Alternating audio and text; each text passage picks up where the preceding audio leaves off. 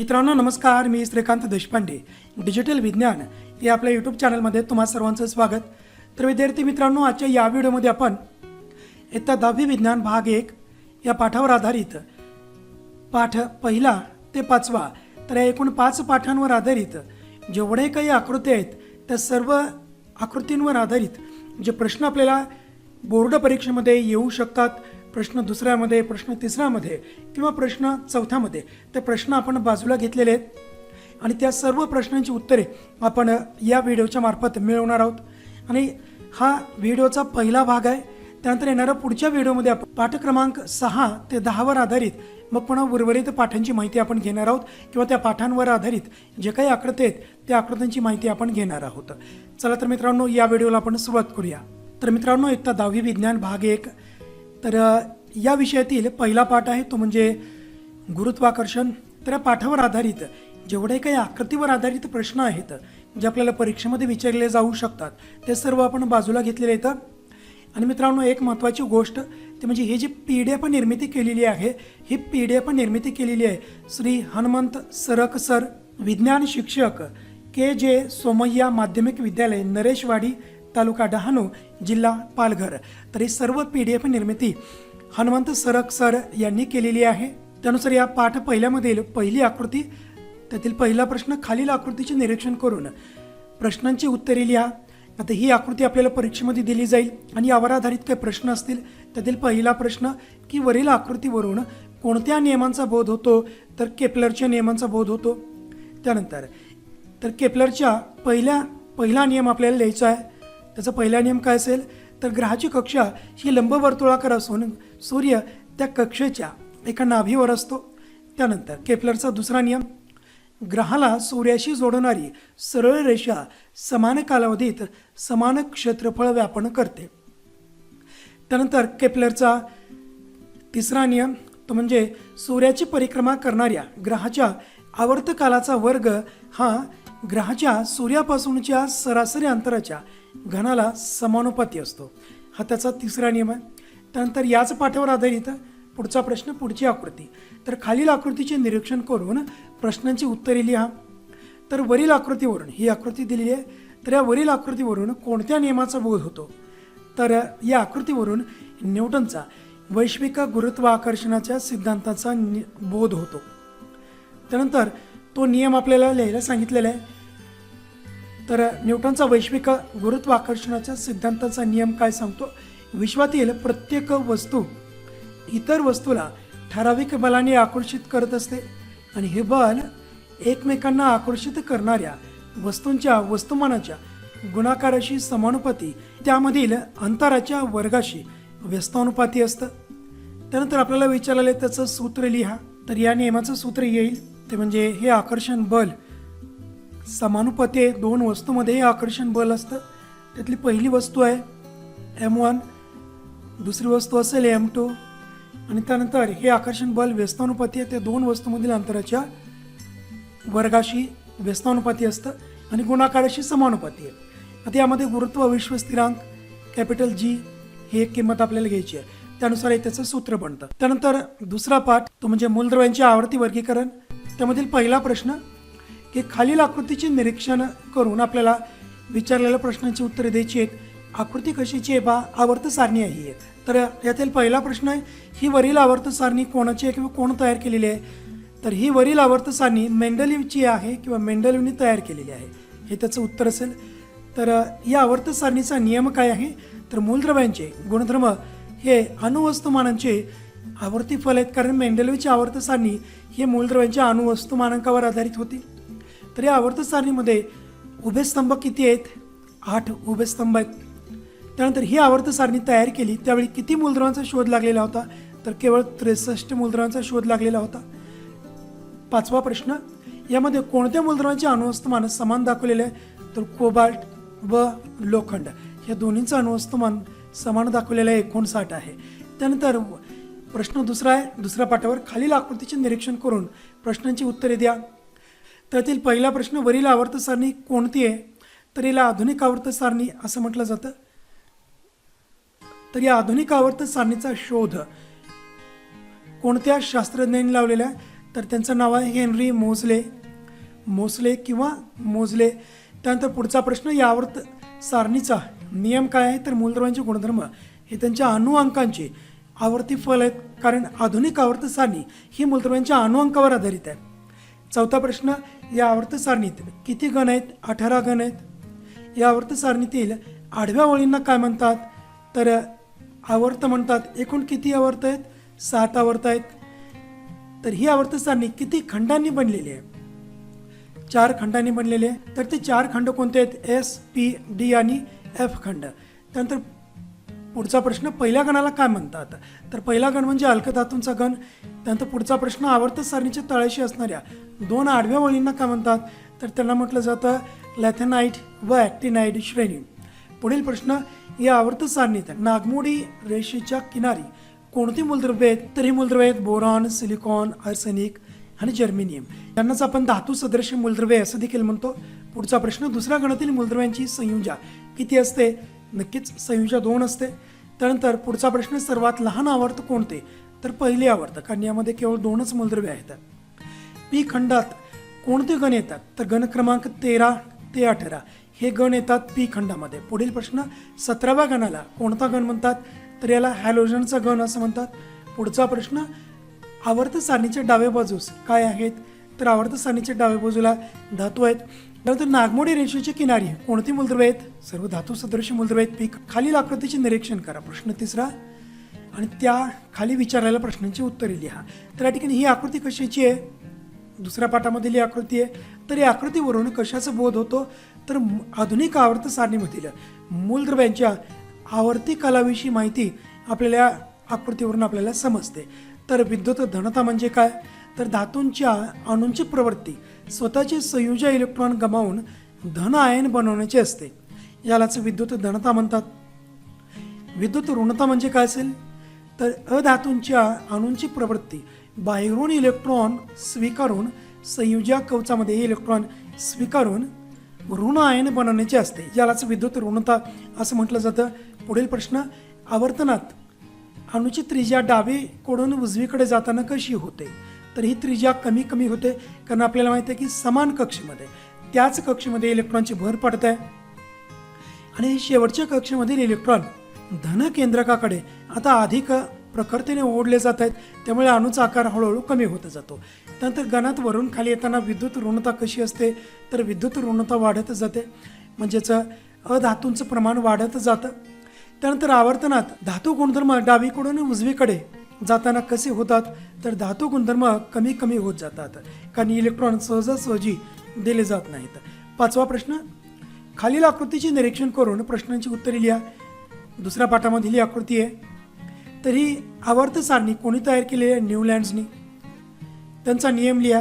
तर न्यूलँड्सनी त्यांच्या अष्टकांचा नियम मांडलेला होता. तर मूलद्रव्यांची मांडणी अणुवस्तुमानकाच्या चढत्या क्रमाने केली असता 8व्या मूलद्रव्यांचे गुणधर्म हे पहिल्या मूलद्रव्यांच्या गुणधर्मासारखेच असतात. तर या आकृतीवर आधारित पुढील प्रश्न, हा नियम मांडताना एकूण किती मूलद्रव्यांचा शोध लागलेला होता? तर त्यावेळेस केवळ 56 मूलद्रव्ये अस्तित्वात होती. त्यानंतर प्रकरण 3, रासायनिक अभिक्रिया व समीकरणे. यामधील पहिली आकृती, खालील आकृतीचं निरीक्षण करायचं आणि आपल्याला प्रश्न विचारलेल्या प्रश्नांची उत्तरे द्यायची होतं. तर आकृतीमध्ये लक्षात घ्या, आपल्याला एकूण 4 परीक्षा नळी आहेत. 4ही परीक्षा नळीमध्ये आपण लोखंडी खिळा ठेवलेला आहे, परंतु त्यामधील पहिल्या परीक्षा नळीमध्ये आपण उकळलेले पाणी व तेलाचा थर टाकलेला आहे. दुसऱ्या परीक्षा नळीमध्ये मिठाचे द्रावण व पाणी आहे, म्हणजेच मिठाचे द्रावण आहे. तिसऱ्या परीक्षा नळीमध्ये काही नाही, म्हणजे हवा आहे. आणि चौथ्या परीक्षा नळीमध्ये हवा व निर्जल कॅल्शियम क्लोराईड टाकलेलं आहे. आणि मग पुन्हा ही परीक्षा नळी एका रबरी पुसाच्या मदतीने आपण बंद केलेली आहे. तर या आकृतीवर आधारित काही प्रश्न आहेत. सर्वात अगोदर कोणत्या परीक्षा नळीमधील खिळा गंजेल? तर याचं उत्तर आहे मिठाचे द्रावण असलेल्या परीक्षा नळीमध्ये खिळा गंजेल, कारण त्या ठिकाणी त्याचा अधिक जलद गतीने क्षरण होत असते. कोणत्या परीक्षा नळीतील खिळा सर्वात शेवटी गंजेल? तर याचं उत्तर असेल हवा व निर्जल कॅल्शियम क्लोराईड असलेली परीक्षा नळी, चौथी परीक्षा नळी आहे ही. त्यानंतर क्षरण म्हणजे काय? धातूंची होणारी सावकाश झीज, त्याला क्षरण म्हटलं जातं. तर यावर पाठावरील पुढचा प्रश्न, खालील आकृतीचे निरीक्षण करून विचारलेल्या प्रश्नांची उत्तरे लिहा. तर या ठिकाणी ही आकृती दिलेली आहे. लोखंडाची गंजणे ही कोणती अभिक्रिया आहे? तर ही ऑक्सिडीकरण अभिक्रिया आहे. धनाग्र यावरील अभिक्रिया कोणती ते लिहा. तर ही अभिक्रिया या प्रकारे असेल. Fe या लोखंडाच्या अणूपासून मग पुन्हा Fe2 आणि प्लस 2 इलेक्ट्रॉन, म्हणजे यातील 2 इलेक्ट्रॉन निघून गेल्यानंतर त्या ठिकाणी Fe2 प्लस हे शिल्लक राहतं. त्यानंतर ऋणाग्रावरील अभिक्रिया आपल्याला लिहायची आहे, किंवा असा प्रश्न विचारला जाऊ शकतो की ऋणाग्रावरील अभिक्रिया लिहा. तर O2 plus 4H plus 4 electrons ही आपल्याला मिळेल 2H2 पासून. त्यानंतर गंजाचे सूत्र काय असेल? तर गंजाचे सूत्र आहे Fe2O3.H2O हे गंजाचे सूत्र असेल. त्यानंतर गंज कसा तयार होतो त्याचे आपल्याला समीकरण विचारलेलं आहे. तर या ठिकाणी 2Fe3 प्लस 4H2O हे अभिक्रिया कारके झाली. तर यापासून तयार होणारी उत्पादिते म्हणजे गंज. आत्ताच त्याचं आपण रासायनिक सूत्र पाहिलेलं होतं की Fe2O3.H2O. त्यानंतर गंज म्हणजे काय? लोखंडाचे क्षरण होणं. तांबूस तपकिरी रंगाचा थर जमा होतो त्यालाच गंज असं म्हटलं जातं. त्यानंतर खालील आकृतीचे निरीक्षण करून विचारलेल्या प्रश्नाची उत्तर द्या. प्रश्न तिसरा पाठामधील. तर या ठिकाणी आपल्याला कृतीमधील आकृती दिलेली आहे एक. तर या ठिकाणी एक परीक्षा दिली आहे ज्यामध्ये कॅल्शियम कार्बोनेट आहे, त्याला रबरी भूच लावलेला आहे आणि त्याच्यामधून वक्र किंवा वाकडी वायुवाहक नळी जोडलेली आहे. पुढं त्यानंतर आणखी एक परीक्षा नळी घेतली, त्यामध्ये ही वायुवाहक नळीचं दुसरं टोक सोडलेलं आहे आणि त्या परीक्षा नळीमध्ये चुन्याची निवडी घेतलेली आहे. फक्त ही परीक्षा नळीचं टोक चुन्याच्या निवडीमध्ये बुडेल याची आपल्याला काळजी घ्यायची आहे. त्यानंतर कॅल्शियम कार्बोनेट असणाऱ्या ह्या परीक्षा नळीला आपल्याला बर्नरच्या साहाय्याने आपण उष्णता देत आहोत. कार्बन डायऑक्साईड वायूची निर्मिती होईल आणि कार्बन डायऑक्साईड वायूची निर्मिती झाल्यानंतर ही कार्बन डायऑक्साईड वायू तयार झालेला या वायुवाहक नळीमार्फत मग पुन्हा या ठिकाणी हा कार्बन डायऑक्साईड वायू या चुन्याच्या निवडीमध्ये येईल व चुन्याची निवडी पांढरी होईल. तर या आकृतीवर काही प्रश्न आहेत. वरील अभिक्रियेचं आपल्याला समीकरण लिहायचं आहे. तर कॅल्शियम कार्बोनेटचं अपघटन झालेलं कॅल्शियम कार्बोनेट, तर यापासून काय तयार होईल? कॅल्शियम ऑक्साईड आणि कार्बन डायऑक्साईड वायू तयार होईल. या अभिक्रियेचा प्रकार कोणता आहे? अपघटन अभिक्रिया.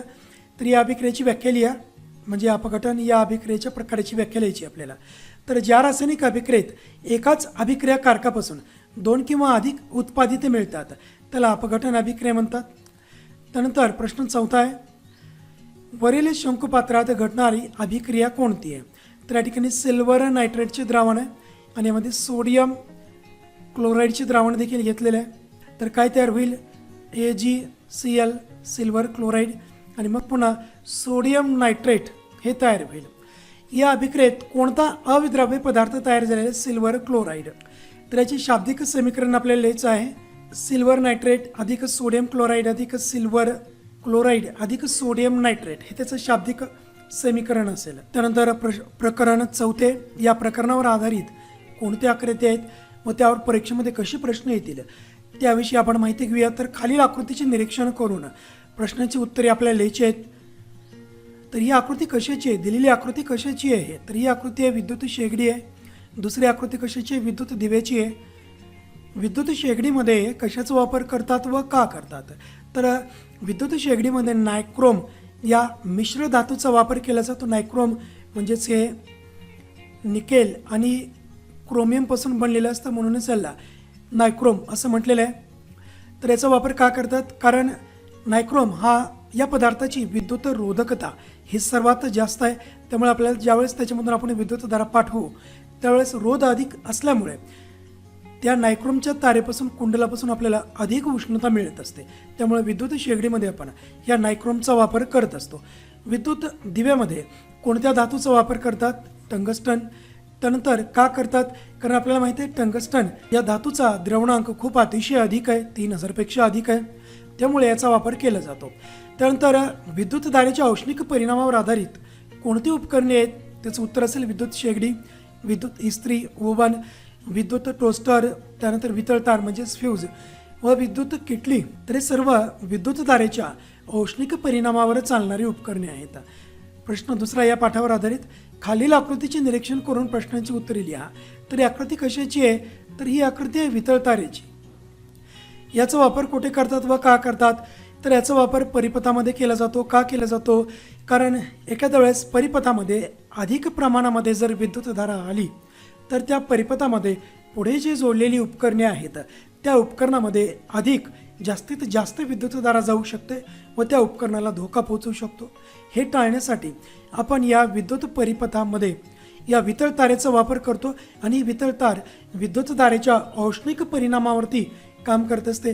म्हणजे या वितळ तारेमधून मग पण एखाद्या वेळेस जर अधिक प्रमाणामध्ये विद्युतधारा गेली तर अधिक विद्युतधारा गेल्यामुळे या वितळ तारेमध्ये अधिक उष्णता निर्माण होईल आणि ही वितळ तार वितळेल आणि वितळल्यामुळं मग पुन्हा पुढचा परिपथ खंडित होईल व अधिक विद्युतधारा आल्यामुळं पुढच्या परिपथामध्ये जाऊन जे उपकरणांचं नुकसान होणार होतं हे नुकसान आपण या ठिकाणी टाळू शकतो. त्यानंतर पुढचा प्रश्न हे म्हणजेच ही वितळ तार कोणत्या संमिश्रापासून बनवली जाते तर शिसे व कथीलपासून ही बनवली जाते. त्यानंतर खालील आकृतीचे निरीक्षण करून प्रश्नांची उत्तर दिल्या. प्रश्न 3 पाठ 4 मधील. तर या ठिकाणी ही आकृती दिलेली ही आकृतीत किंवा या आकृतीमध्ये कशाची रचना दाखवलेली आहे तर ही विद्युत चलित्र आहे, ज्यालाच आपण विद्युत मोटार असंही म्हणतो. त्याची व्याख्या आपल्याला विचारली जाऊ शकते. तर विद्युत ऊर्जेचे यांत्रिक ऊर्जेत रूपांतर करणाऱ्या यंत्राला विद्युत चलित्र म्हणतात, विद्युत मोटार म्हणतात. याचे कार्य कोणत्या नियमावर चालते तर याचे कार्य फ्लेमिंगच्या डाव्या हाताच्या नियमावर चालते. पुढचा प्रश्न आकृतीचे निरीक्षण करून प्रश्नांची उत्तरे लिहा. तर ही आकृती कशाची आहे? ही आकृती आहे विद्युत जनित्राची. त्यानंतर याची व्याख्या लिहायची आपल्याला विद्युत जनित्राची. तर यांत्रिक ऊर्जेचे विद्युत ऊर्जेत रूपांतर करणाऱ्या उपकरणाला विद्युत जनित्र, ज्याला आपण जनरेटर असं देखील म्हणतो, ह्याचे कार्य कोणत्या नियमावर चालतं तर फ्लेमिंगच्या उजव्या हाताच्या नियमावर याचं कार्य चालतं. प्रकरण 4 मधील 5वा प्रश्न. ही आकृती पहा लक्षपूर्वक. तर याचे नाव काय आहे? MCB म्हणजेच मिनिएचर सर्किट ब्रेकर. त्यानंतर याचा उपयोग कुठं केला जातो? विद्युत परिपथामध्ये. तर ज्या प्रकारे आपण फ्यूजचा किंवा वितळ तारेचा वापर करत असतो, सध्या हे आधुनिक तंत्रज्ञान आहे आणि हे कार्य मात्र वितळ तारेसारखंच करत असतं. याला MCB असं म्हटलं जातं. पुढचा प्रश्न खालील आकृतीचे निरीक्षण करून प्रश्नांची उत्तरे लिहा. प्रश्न 6 आहे पाठ 4 मधील. तर या आकृतीवरून कोणते नियम स्पष्ट होतात? आकृतीवरून फ्लेमिंगच्या उजव्या हाताचा नियम स्पष्ट होतो, फ्लेमिंगच्या डाव्या हाताचा नियम स्पष्ट होतो. त्यानंतर आकृतीचा नियम आपल्याला लिहायचा आहे, फ्लेमिंगच्या उजव्या हाताचा नियम. तर आपल्या उजव्या हाताचा अंगठा, तर्जनी व मधले बोट एकमेकांना लंब राहतील अशी ताणा आणि जर तर्जनी चुंबकीय क्षेत्राच्या दिशेत आणि अंगठा विद्युत वाहकाच्या गतीच्या दिशेत असेल तर मधले बोट प्रवर्तित विद्युतधारेची दिशा दर्शवते. तर हा झाला फ्लेमिंगच्या उजव्या हाताचा नियम. त्यानंतर पुढील प्रश्न, उर्वरित आकृतीवरून कोणता नियम तयार होतो तर फ्लेमिंगच्या डाव्या हात. तर याचा नियम आपल्याला लिहायचा आहे की आपल्या डाव्या हाताचा अंगठा, तर्जनी व मधले बोट एकमेकांना लंब राहतील अशी ताणा आणि जर तर्जनी चुंबकीय क्षेत्राच्या दिशेत, अंगठा विद्युत वाहकावरील बलाच्या दिशेत असेल तर मधले बोट ही विद्युतधारेची दिशा दर्शवते. त्यानंतर प्रकरण 5 उष्णता. तर यावर आधारित जास्तीत जास्त प्रश्न आपल्याला परीक्षेमध्ये विचारले जातात. तर 5व्या पाठावर आधारित पहिला प्रश्न, खालील आकृतीचे निरीक्षण करून प्रश्नांची उत्तरे आपल्याला विचारलेली आहेत. तर ही होपचे उपकरण आहे. तर वरील उपकरणाचे नाव काय? होपचे उपकरण. यामध्ये कोणते गोठण मिश्रण वापरले जाते किंवा कोणाचे गोठण मिश्रण वापरले जाते तर बर्फ व मीठ याचे मिश्रण वापरले जाते. याचा वापर आपण कशासाठी करतो तर पाण्याच्या असंगत आचरणाचा अभ्यास करण्यासाठी आपण या होपच्या उपकरणाचा वापर करत असतो. प्रश्न 2, खालील आकृतीचे निरीक्षण करून आपल्याला प्रश्न विचारलेले आहेत. पहिला प्रश्न, थंड प्रदेशात वातावरणाचे तापमान 0°C किंवा त्याहूनही कमी होऊन सुद्धा तेथील जलीय सजीव का जिवंत राहतात? त्याचं कारण म्हणजे पाण्याचे असंगत आचरण. तर खालील आकृतीवरून आपल्याला विचारलेल्या प्रश्नाची उत्तरे द्यायची आहेत. तर ही विशिष्ट उष्माधारकतेची आकृती आहे. पहिला प्रश्न, कोणता गोळा मेणामध्ये जास्त रुतेल व का तर लोखंडी गोळा रुतेल? त्याचं कारण, लोखंडाच्या गोळ्याने पाण्याकडून सर्वात जास्त उष्णता ग्रहण केलेली आहे आणि म्हणूनच तो या मेणाला देखील तेवढीच जास्त उष्णता देतो. त्यामुळं अधिक मेण या ठिकाणी वितळत आहे व लोखंडाचा गोळा हा अधिक खोलवर रुतला जात आहे. कोणता गोळा मेणात कमी रुतेल व का? शिसेचा गोळा हा मेणामध्ये सर्वात कमी रुतेल. त्याचं कारण, पाण्याकडून त्याने सर्वात कमी उष्णता ग्रहण केली आहे. आता वरील धातूच्या गोळ्याची विशिष्ट उष्माधारकता सर्वांची सारखी आहे का तर नक्कीच नाही, कारण लोखंडी गोळ्याची उष्माधारकता अधिक आहे. त्यानंतर शिसेची आहे आणि दोन्हीच्या दरम्यान तांब्याची विशिष्ट उष्माधारकता असते. त्यानंतर याच आकृतीवरील प्रश्न विचारला की वरील कोणत्या गोळ्याची विशिष्ट उष्माधारकता ही जास्त असेल तर लोखंडाची जास्त असेल आणि सर्वात कमी ही शिस्याची असेल. प्रश्न चौथा पाठ 5व्यावरील खालील आकृतीचे निरीक्षण करून प्रश्नांची उत्तरे लिहा. तर या आकृतीमधील पेटीचे नाव काय आहे? तर ही आहे उष्णतारोधक पेटी. या आकृतीमध्ये काय दाखवलेले आहे तर उष्णतेची देवाणघेवाण. आता उष्णता विनिमयाचे तत्व कोणते आहे? उष्ण वस्तूने गमावलेली उष्णता बरोबर थंड वस्तूने ग्रहण केलेली उष्णता, यालाच आपण उष्णता विनिमयाचे तत्व असं म्हणतो. दोन्ही वस्तूंच्या तापमानात कोणता बदल होत राहील? जोपर्यंत दोन्ही वस्तूंचे तापमान सारखे होत नाही तोपर्यंत तापमानामध्ये होणारा बदल सुरूच राहतो. पुढचा प्रश्न खालील आकृतीचे निरीक्षण करून प्रश्नांची उत्तरे लिहा. तर त्यामधील पहिला प्रश्न या आलेखावर आधारित प्रश्न दिलेला आहे. पहिल्या प्रश्नामध्ये रेख AB काय दर्शवत आहे? रेख AB हे स्थिर तापमानाला बर्फाचे पाण्यात रूपांतर होण्याची क्रिया दर्शवत आहे. आता द्रवणांक म्हणजे काय? ज्या स्थिर तापमानाला बर्फाचे पाण्यात रूपांतर होते त्या तापमानाला द्रवणांक म्हणतात. हा आलेख कशाचा आहे? तर हा आलेख पाण्याच्या अप्रकट उष्माचा अभ्यास करत असताना आपण तापमान व काल यांची माहिती घेऊन हा काढलेला आलेख आहे. या आलेखात रेख BC काय दाखवत आहे? तर या ठिकाणी BC पाण्याच्या तापमानातील 0°C ते 100°C अशी झालेली वाढ दर्शवत आहे. त्यानंतर पाण्याचे वाफेत रूपांतर कोणत्या तापमानाला होईल? तर ते 100°C या तापमानाला होईल. त्यानंतर प्रश्न 6 खालील आकृतीचे निरीक्षण करून प्रश्नांची उत्तरे आपल्याला लिहायची आहेत. पहिला प्रश्न या प्रकारच्या पाण्याच्या आचरणास आपण काय म्हणतो? तर याला पाण्याचे असंगत आचरण म्हणतात. हा आलेख कशाचा आहे? तर पाण्याच्या असंगत आचरणानुसार तापमान व पाण्याचे आकारमान यानुसार कोणत्या तापमानाला या पाण्याचं आकारमान किती असतं ती दर्शवणारा किंवा ती माहिती दर्शवणारा हा आलेख आहे. या आचरणात पाण्याची घनता कोणत्या तापमानाला सर्वात जास्त असते? तर 4°C आणि पाण्याचे आकारमान सर्वात कमी कोणत्या तापमानाला असेल? तर ज्या ठिकाणी घनता अधिक असेल तेथील आकारमान देखील कमी असेल, कारण आकारमान आणि घनता हे व्यस्त प्रमाणात असतात. यामधील प्रकरण 6 प्रकाशाचे अपवर्तन. तर पाठावर आधारित आपण प्रश्नांची माहिती घेणार आहोत. तर श्री हनुमंत सरक सर यांनी आपल्या डिजिटल विज्ञानसाठी हे PDF उपलब्ध करून दिलेले आहे, त्यासाठी त्यांचे शतशः आभार. तर मित्रांनो, या पाठामधील पहिला प्रश्न आहे खालील आकृतीचे निरीक्षण करून आपल्याला विचारायला प्रश्नांची उत्तरे द्यायची आहेत. पाठ 6 तर यामधील या वरील आकृतीत एक माध्यम हवा आहे तर दुसरे माध्यम कोणते आहे? तर एक माध्यम हवा आणि दुसरे माध्यम असेल काच. त्यानंतर रेख AN हा कोणता किरण आहे? तर रेख AN हा किरण आकृतीमध्ये पहा, रेख AN हा किरण आहे, आपाती किरण. त्यानंतर रेख NM हा किरण कोणता आहे? तर NM हा किरण असेल अपवर्तित किरण आहे. रेख NM हा काचामधील ज्या किरणाचा मार्ग दाखवलेला आहे तो आहे NM आणि तो अपवर्तित किरण असेल. या प्रकारे प्रश्न 4 कोण आयला कोणता कोण म्हणतात? तर याला आपाती कोण म्हणतात. त्यानंतर कोण आरला कोणता कोण म्हटलं जातं? तर हा आहे अपवर्ती कोण. त्यानंतर कोण ईला कोणता कोण म्हणतात? तर हा असेल निर्गत कोण. त्यानंतर यातील कोणते कोण समान मापाचे असतात? तर आपाती कोण व निर्गत कोण हे समान मापाचे असतात. त्यानंतर प्रश्न 2 खालील आकृतीचे निरीक्षण करून विचारलेल्या प्रश्नांची उत्तरे लिहा. तर या आकृतीवरून आपल्याला कशाचा बोध होतो? तर ही आकृती आहे मृगजळाची. त्यानंतर प्रश्न 3 खालील आकृतीचे निरीक्षण करून प्रश्नांची उत्तरे आपल्याला द्यायची आहेत. तर या ठिकाणी प्रकाशाचे अपस्करण म्हणजे काय? तर पदार्थ माध्यमात प्रकाशाचे आपल्या घटक रंगात पृथक्करण होण्याच्या क्रियेस प्रकाशाचे अपस्करण म्हणतात. तर हे 7 रंगामध्ये पांढऱ्या रंगाच्या प्रकाश किरणांचं 7 अंगभूत घटक रंगामध्ये पृथक्करण होतं. पृथक्करण म्हणजे हे रंग वेगळे होतात, सेपरेट होत आहेत. तर त्या 7 रंगांची काय नावे आहेत? तर त्या 7 रंगांची नावे आहेत जा, पा, नी, ही, पी, ना, ता. म्हणजेच जांभळा, पारवा, निळा, हिरवा, त्यानंतर पिवळा, नारंगी आणि तांबडा ही 7 रंगे आहेत.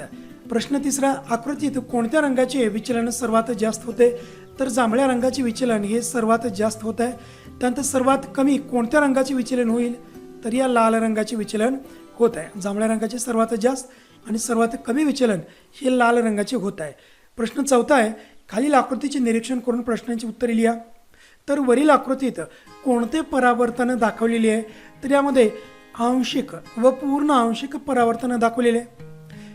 त्यातील प्रश्न दुसरा, आंशिक परावर्तन म्हणजे काय?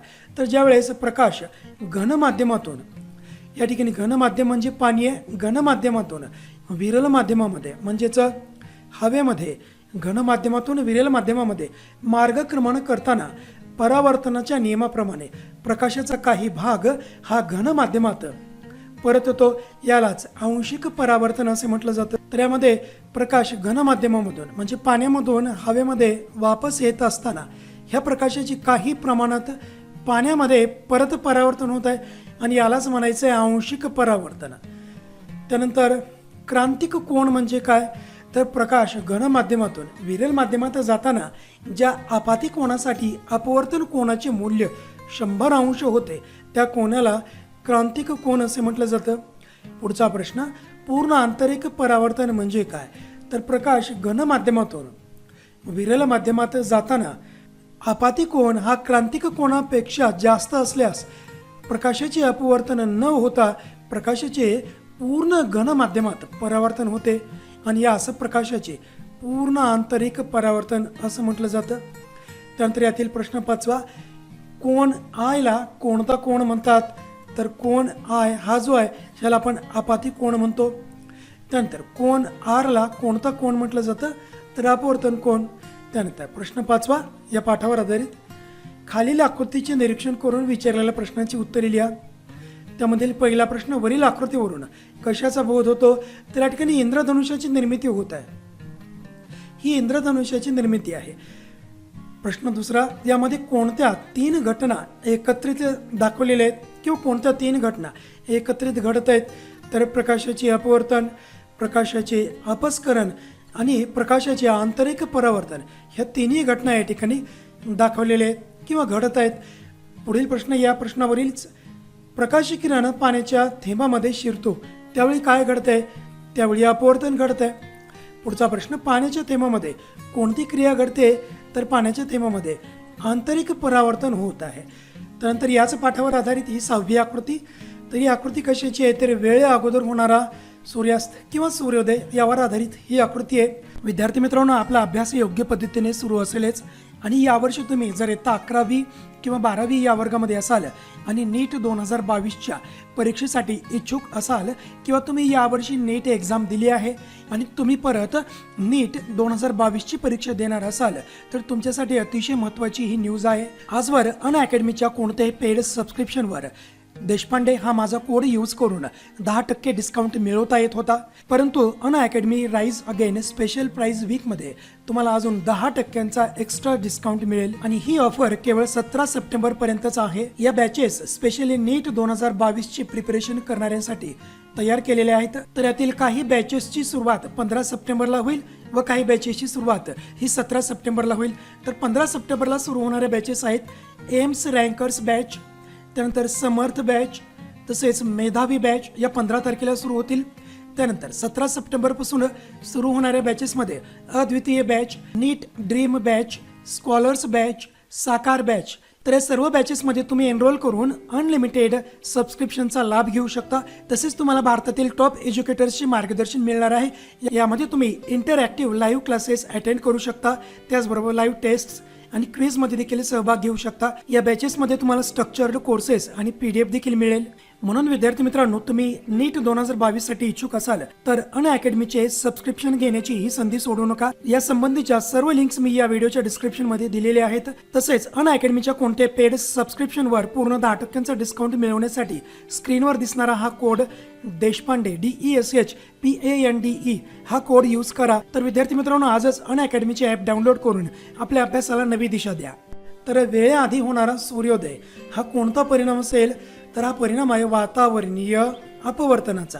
त्यानंतर पाठ 7वा भिंगे व त्यांचे उपयोग यावर आधारित आकृतीवर आधारित काही प्रश्न आहेत. त्यातील पहिला प्रश्न, खालील आकृतीचे निरीक्षण करून विचारलेल्या प्रश्नांची आपल्याला उत्तरे द्यायची आहेत. तर ही वरील आकृती कशा संबंधीची आहे? तर याला आपण भिंगांचे कार्टेशियन चिन्ह संकेत म्हणतो. त्यानंतर आंतरगोल भिंगाचे कार्टेशियन चिन्ह संकेत आपल्याला जर विचारले तर ते देखील लिहिणे आवश्यक आहे. तर पहिला नियम, वस्तू नेहमी आपण भिंगाच्या डाव्या बाजूस ठेवतो. सर्व अंतरे आपण प्रकाशी मध्यापासूनच मोजत असतो. भिंगाच्या उजवीकडे असणारी सर्व अंतरे ही धन असतात आणि भिंगाच्या डावीकडील सर्व अंतरे ही ऋण असतात. त्यानंतर ऊर्ध्व अंतरे, वरच्या दिशेची सर्व अंतरे ही धन असतात आणि अधो अंतरे म्हणजे खालच्या दिशेची सर्व अंतरे ही ऋण असतात. मुख्य अक्षापासूनची सर्व अंतरे ही नेहमी ऋण असतात, आत्ता सांगितली माहिती आपल्याला. आणि अंतर्गोल भिंगाचे नाभी अंतर हे ऋण असते.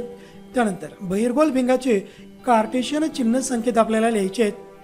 तर नेहमी करता वस्तू आपण भिंगाच्या डाव्या बाजूलाच ठेवत असतो. पहिला नियम, सर्व अंतरे प्रकाशी मध्यापासून मोजली जातात. भिंगाच्या उजवीकडची सर्व अंतरे धन आणि डावीकडची सर्व अंतरे ऋण असतात. ऊर्ध्व अंतरे नेहमी धन असतात आणि अधो अंतरे म्हणजे खालच्या बाजूची अंतरे हे सर्व अंतरे ही ऋण असतात. त्यानंतर बहिर्गोल भिंगाचे नाभी अंतर हे धन असते. ही गोष्ट लक्षात राहू दे. आंतरगोल भिंगाचे नाभी अंतर ऋण असते व बहिर्गोल भिंगाचे नाभी अंतर हे धन असते. त्यानंतर वस्तू नेहमी कुठे ठेवावी, तर वस्तू भिंगाच्या डाव्या बाजूस ठेवली जाते. बहिर्गोल भिंगाचे अंतर काय असते, धन असते. त्यानंतर या पाठावरील दुसरा प्रश्न, खालील आकृतीचे निरीक्षण करून विचारलेल्या प्रश्नांची उत्तरे लिहायची आहेत आपल्याला. तर ही आकृती कशाची, ही आकृती आहे मानवी डोळ्याची ही आकृती आहे. पारपटल कशास म्हणतात, तर पारपटल म्हणजे बुबुळावरील पातळ असा पडदा असतो ज्यातून प्रकाश मानवी डोळ्यात प्रवेश करतो. अशा पातळ पारदर्शक पडद्याला पारपटल म्हटलं जातं. बुबुळ म्हणजे काय, तर पारपटलाच्या मागे गडद मांसल पडद्याला बुबुळ म्हटलं जातं. तर डोळ्याची बाहुली म्हणजे काय असेल, तर डोळ्याची बाहुली म्हणजे बुबुळाच्या मध्यभागी असलेल्या बदलत्या व्यासाच्या छिद्राला आपण डोळ्याची बाहुली म्हणत असतो. आणि डोळ्याची बाहुली आपल्या डोळ्यामध्ये प्रवेश करणाऱ्या प्रकाश किरणावरती नियंत्रण ठेवत असते. म्हणजे अवतीभोवती प्रकाश किरणं अधिक प्रखर असतील, अधिक प्रमाणामध्ये असतील तर ही डोळ्याची बाहुली आपला व्यास कमी करते, जेणेकरून कमीत कमी प्रकाश किरण आपल्या डोळ्यामध्ये जावीत. आणि आजूबाजूला जर समजा अंधार असेल तर ही डोळ्याची बाहुली आपला व्यास वाढवते, जेणेकरून जास्तीत जास्त प्रकाश किरण आपल्या डोळ्यामध्ये प्रवेश करावेत आणि आपल्याला आजूबाजूच्या वस्तूंचा बोध व्हावा, आजूबाजूच्या वस्तू आपल्याला दिसाव्यात. त्यानंतर समायोजन शक्ती म्हणजे काय, तर नाभी अंतरात आवश्यकतेनुसार बदल करण्याच्या डोळ्याच्या भिंगाच्या या क्षमतेला समायोजन शक्ती म्हटली जाते. त्यानंतर सुस्पष्ट दृष्टीचे अंतर किती आहे, तर 25 सेंटीमीटर आहे. तर हे सुस्पष्ट दृष्टीचे अंतर म्हणजे काय असते, तर निरोगी डोळ्यापासून कमीत कमी अंतरावर, हे अंतर किती, कमीत कमी अंतरावर वस्तू असताना ती स्पष्टपणे व डोळ्यावरती ताण न येता दिसू शकते, त्या अंतराला आपण सुस्पष्ट दृष्टीचे लघुत्तम अंतर म्हणतो आणि हे असतं 25 सेंटीमीटर. त्यानंतर पुढील प्रश्नाकडे जाऊया. दृष्टिपटल म्हणजे काय, तर दृष्टिपटल म्हणजे डोळ्याच्या आतील प्रकाश संवेदनशील पडदा आणि ज्या ठिकाणीच आपल्याला प्रतिमांची निर्मिती होत असते. त्यानंतर मानवी नेत्र गोलाचा व्यास किती आहे, तर मानवी नेत्र गोलाचा व्यास हा 2.4 सेंटीमीटर इतका आहे. त्यानंतर प्रश्न तिसरा या पाठावर आधारित खालील आकृतीचे निरीक्षण करून विचारलेल्या प्रश्नांची उत्तरे आपल्याला लिहायची आहेत. तर ही आकृती नेमकी कशाची आहे, तर वरील आकृती कोणत्या दृष्टीदोषाची आहे, तर याला आपण निकट दृष्टिता म्हणतो. तर या दृष्टीदोषाची व्याख्या आपल्याला लिहायची आहे किंवा विचारली जाऊ शकते. तर मानवी डोळा जवळची वस्तू व्यवस्थितपणे पाहू शकतो पण दूरच्या वस्तू स्पष्ट पाहू शकत नाही आणि या दोषाला निकट दृष्टिता किंवा लघुदृष्टिता असं म्हणतात. म्हणूनच याची व्याख्या काय किंवा नाव काय, निकट दृष्टिता. यांना जवळच्या वस्तू स्पष्टपणे दिसतात परंतु दूरच्या वस्तू दिसत नाहीत, म्हणून या दृष्टीदोषाला निकट दृष्टिता असं म्हटलं जातं. त्यानंतर प्रश्न विचारलेला पुढे की या दृष्टीदोषाची कारणे कोणती आहेत, तर पहिलं कारण डोळ्यातील पारपटल व नेत्रभिंग यांची वक्रता वाढल्यामुळे डोळ्याची अभिसारी शक्ती जास्त होते, त्यामुळे प्रकाश किरणं अलीकडेच एकवटतात. त्यानंतर दुसरं कारण नेत्रगोल लांबट झाल्याने डोळ्यांची भिंग व डोळ्यातील दृष्टिपटल यांच्यामधील अंतर वाढते, त्यामुळे देखील प्रकाश किरण दृष्टिपटलावरती एकत्र येण्याच्या ऐवजी भिंग व दृष्टिपटल यांच्यामध्येच कुठेतरी एकत्र येतात. त्यानंतर या पुढचा प्रश्न विचारलेला या दृष्टिदोषाची निराकरण करण्यासाठी कोणता चष्मा वापराल, तर योग्य नाभी अंतराचा अंतर्वक्र भिंगाचा चष्मा आपण वापरूया. त्यानंतर खालील आकृतीचे निरीक्षण करून विचारलेल्या प्रश्नांची उत्तरे लिहा. प्रश्न चौथा या पाठावर आधारित. तर वरील आकृती कोणत्या दृष्टिदोषाची आहे, तर ही आकृती आहे दूरदृष्टिता. ह्याची व्याख्या काय असेल, तर या दृष्टिदोषामध्ये मानवी डोळा जवळच्या वस्तू व्यवस्थितपणे पाहू शकत नाही, परंतु दूरच्या वस्तू सुस्पष्टपणे पाहू शकतो. तर या दृष्टिदोषाला म्हणायचं असतं दूरदृष्टिता. यावर आधारित पुढचा प्रश्न, या दृष्टिदोषाची कारणे काय आहेत, तर पहिलं कारण डोळ्यातील पारपटल व नेत्रभिंग यांची वक्रता कमी झाल्यामुळे भिंगाची अभिसारी शक्ती ही कमी होते.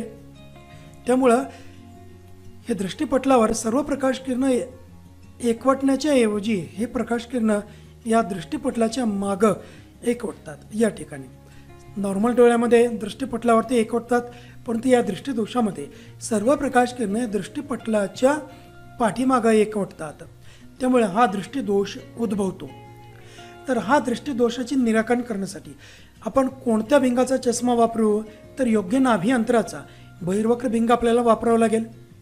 त्यानंतर पाचवा प्रश्न, खालील आकृतीचे निरीक्षण करून विचारलेल्या प्रश्नांची उत्तरे आपल्याला लिहायची आहेत. तर वरील आकृतीत काय दर्शवलेले आहे, हा संयुक्त सूक्ष्मदर्शक आहे. यामध्ये किती भिंग वापरलेले असतात, तर 2 भिंग.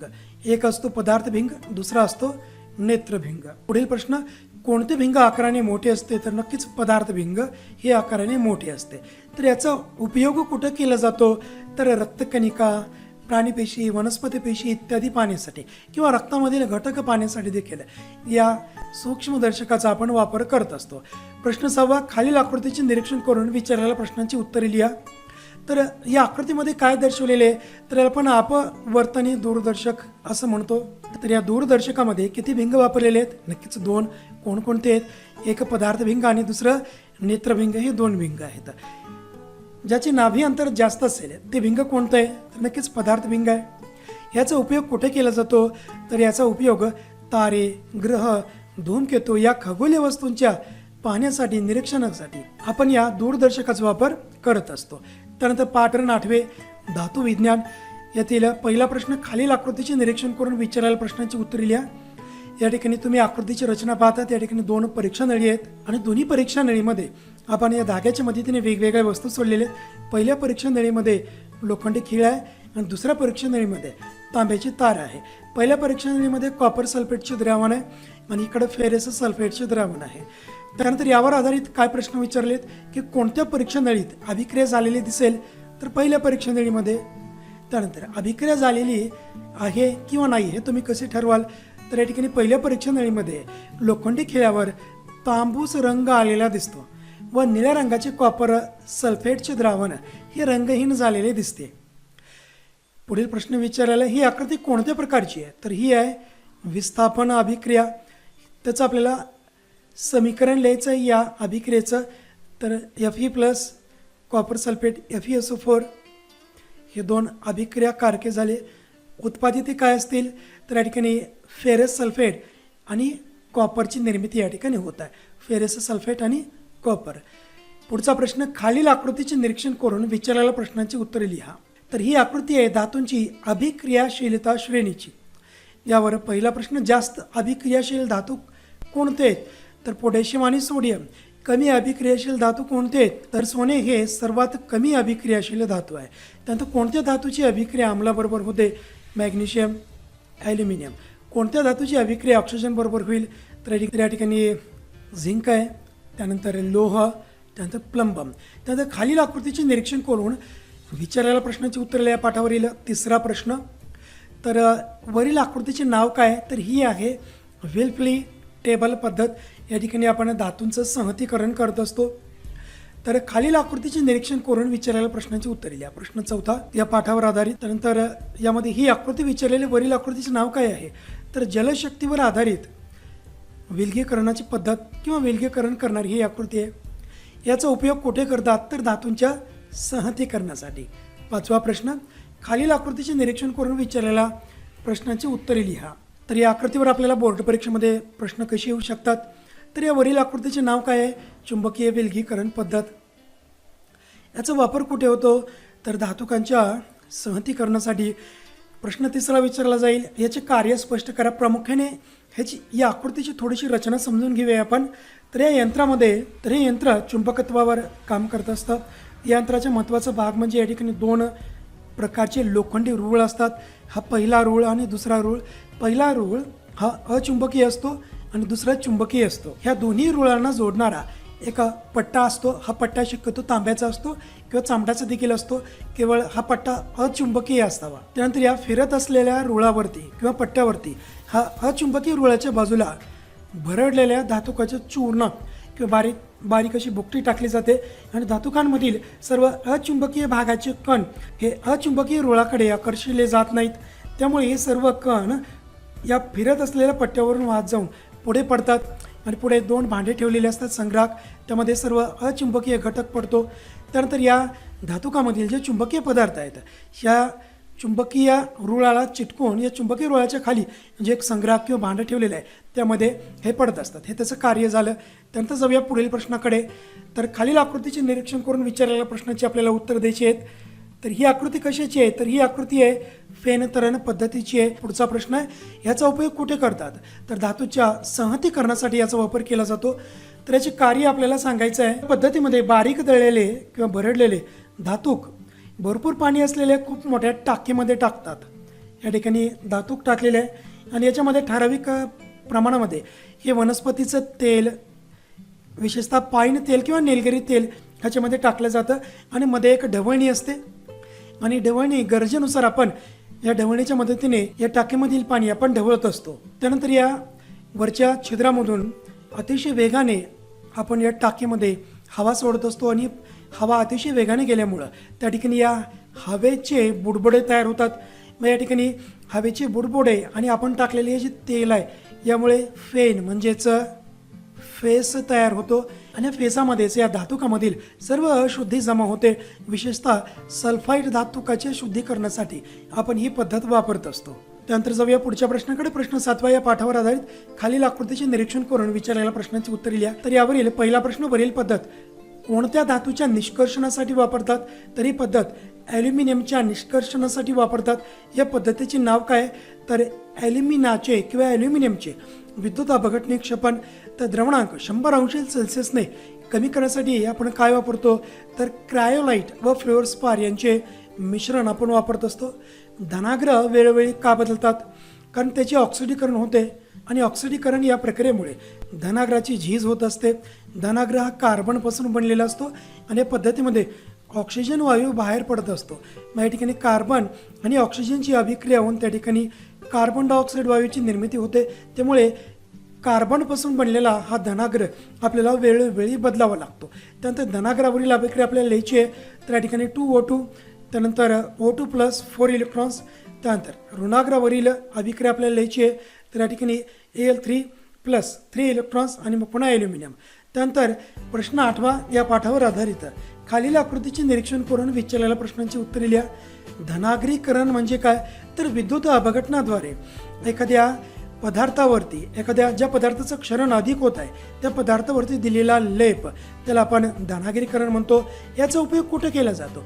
तर स्वयंपाकगृहातील जे वापरलेले भांडे आहेत किंवा प्रेशर कुकर आहे किंवा कढई आहे ह्याच्या निर्मितीसाठी आपण धनागिरीकरणाचा वापर करत असतो. त्याचबरोबर रेल्वेचे डबे किंवा विमानाचा पत्रा बनवण्यासाठी देखील या धनागिरीकरणाचा वापर करत असतो. यामध्ये कोणते आम्ल वापरतात? तर यामधील आम्ल आहे सल्फ्युरिक आम्ल. त्यानंतर प्रश्न 9वा, खालील तक्ता पूर्ण करा. तर हा प्रश्न पाठ 9वा यावर आधारित आहे, जो की कार्बनी संयुगे पाठ आहे त्यावर आधारित आता हे प्रश्न असतील इथून पुढे. तर यामध्ये केवळ एकच प्रश्न आहे. खालील तक्ता आपल्याला पूर्ण करायचं. या ठिकाणी सामान्य नाव दिलेलं आहे, त्याचं रचनासूत्र आणि आपल्याला IUPAC नाव आपल्याला लिहायचे आहेत. तर हे सर्व क्रमाने 1, 2, 3, 4 असे 10 सर्व सामान्य नावं दिलेली आहेत व त्यांची रचनासूत्र दिलेली आहेत. तर क्रमाने त्यांची नावं आपण या ठिकाणी लिहिली आहेत. तर एथिन, इथाईन, त्यानंतर इथेनॉइक ॲसिड, त्यानंतर मिथेनॉल, इथेनॉल, त्यानंतर इथेनॉल, त्याचबरोबर प्रोपेन 1 ओन, ब्युटेन 2 ओन, त्यानंतर इथेनामाइन आणि मग पुन्हा 10 1 क्लोरोप्रोपेन. अशी या सर्व या तक्त्यामध्ये दिलेल्या सर्व संयुगाची IUPAC नावं आहेत. त्यानंतर पाठ 10वा अवकाश मोहीम. तर यावर आधारित पहिला प्रश्न, खालील आकृतीचे निरीक्षण करून विचारलेल्या प्रश्नांची उत्तरे आपल्याला द्यायची आहेत. उपग्रहाच्या एकूण किती कक्षा आहेत? 3 कक्षा आहेत. पहिली कक्षा उच्च, त्यानंतर दुसरी कक्षा मध्यम आणि तिसरी कक्षा ही निम्न कक्षा. उच्च कक्षा भूपृष्ठापासून किती अंतरावरती किंवा किती उंचीवरती असते, तरी 35,780 किमी किंवा त्याहीपेक्षा जास्त उंचीवरती ही कक्षा असते. त्यानंतर पुढचा प्रश्न, निम्न कक्षा भूपृष्ठापासून किती अंतरावर किती उंचावर असते, तरी 180 ते 2000 किलोमीटर या दरम्यान असते. मध्यम कक्षेचा उंची किती असेल, 2000 ते 35,780 किलोमीटर या दरम्यान त्यांची उंची असते. उपग्रहाची कक्षा म्हणजे काय आहे, तर उपग्रहाचा पृथ्वीभोवती परिक्रमा करण्याचा मार्ग म्हणजेच त्या उपग्रहाची भ्रमण कक्षा आहे. त्यानंतर कोणत्या कक्षेत भूस्थिर उपग्रह असतात, तर उच्च कक्षेमध्ये म्हणजे 35,000 पेक्षा अधिक उंच. त्यानंतर उच्च कक्षेत कोणते उपग्रह असतात, तर हवामानशास्त्राचे उपग्रह, दूरसंदेशवहनाचे उपग्रह तसेच दूरचित्रवाणी उपग्रह हे उच्च कक्षेमध्ये स्थिरावलेले असतात. निम्न कक्षेतील उपग्रह कोणते, तर दुर्बीण असतील, आंतरराष्ट्रीय अवकाश स्थानक असेल किंवा शास्त्रीय प्रयोग करणारे उपग्रह ही निम्न कक्षेमध्ये स्थिरावलेले असतात. त्यानंतर ही आकृती कशाची आहे, तर ही आकृती असेल स्पेस शटलची. त्यानंतर पुढचा प्रश्न आपल्याला हा तक्ता पूर्ण करायचा आहे. या ठिकाणी 1, 2, 3, 4, 5 आणि 6 अशा रिकामी जागा आहेत. ह्या प्रत्येकाची आपण खाली उत्तर दिलेलं आहे. पहिलं उत्तर म्हणजे दिशादर्शक उपग्रह, त्यानंतर अक्षांश व रेखांश निश्चित करणे, त्यानंतर इनसॅट, पुढे आहे हवामानाचा अंदाज, पुढे IRS, त्यानंतर पृथ्वी निरीक्षक उपग्रह. हे सर्व त्यांची उत्तर आहेत. तर मित्रांनो, अशा प्रकारे आपण आजच्या या व्हिडिओमध्ये पाठ क्रमांक 6 ते 10 या पाठावर आधारित जेवढे काही आकृती आहेत त्या आकृत्यांवर आधारित बोर्ड परीक्षेमध्ये कोणते प्रश्न येतात किंवा येऊ शकतात किंवा या अगोदर आलेले आहेत त्याविषयी आपण माहिती घेतलेली आहे. तर या सर्व प्रश्नांचा आपण योग्य प्रकारे जर अभ्यास केला तर नक्कीच आपले कमीत कमी 3 गुण व जास्तीत जास्त 8 गुणांची तयारी मात्र या ठिकाणी होऊ शकते. त्यामुळे सर्व या प्रश्नांचा आपल्याला योग्य प्रकारे अभ्यास करायचा आहे. तर येणाऱ्या पुढच्या व्हिडिओमध्ये आपण अशाच प्रकारचे नवीन विज्ञानविषयक व्हिडिओ घेऊन येणार आहोत. तर अशाच प्रकारचे वेगवेगळे विज्ञानविषयक व्हिडिओज व शैक्षणिक अपडेट जाणून घेण्यासाठी नक्की